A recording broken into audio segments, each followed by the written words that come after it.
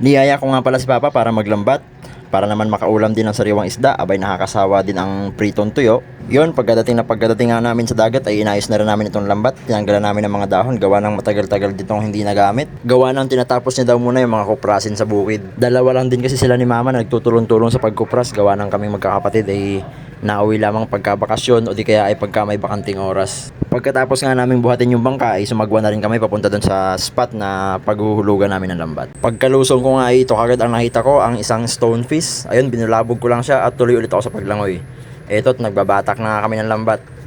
Ayan, si Papa muna ang nagbatak at ako muna ang sumisid ng mga sabit na pamato. Ayan, kung tawagin sa amin ang isdang yan ay buntan. Sa inyo, ano bang tawag ng isdang yon? Sa pangalawang hulog nga ay ako naman yung naghila ng lambat at si Papa naman yung tagasisid o yung tinatawag na busiro. Halin-hinan lang kami sa pagbusiro. Ganito ang buhay namin sa isla pagka walang ulam. Yan, punta lang kami sa dagat at mga isda. Kung hindi naman isda, minsan sihi. Yan, ganyan. Paswertihan lang talaga ang buhay dito sa dagat. Minsan may huli, minsan marami, minsan konti, minsan naman wala.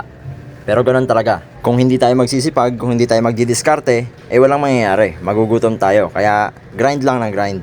Dito sa pangatlong hulog ay maganda-ganda. Ayan, may mga ipingan at may mga biyanak pa.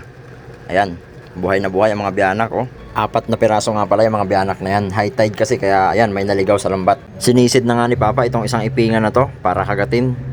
Para hindi na makawala pa. Kinikiliti lang yan sa hasang sabay kagat. Nakakawala kasi minsan pagka hindi natin sinicure. 3 hulog lang kami at umuwi na. Ayos na rin, muntik nang mapuno yung maliit na timba namin. Makakapagsabaw na. Hanggang dito na lang muna ang ating video. Thank you so much for watching. See you in my next video. Bye bye!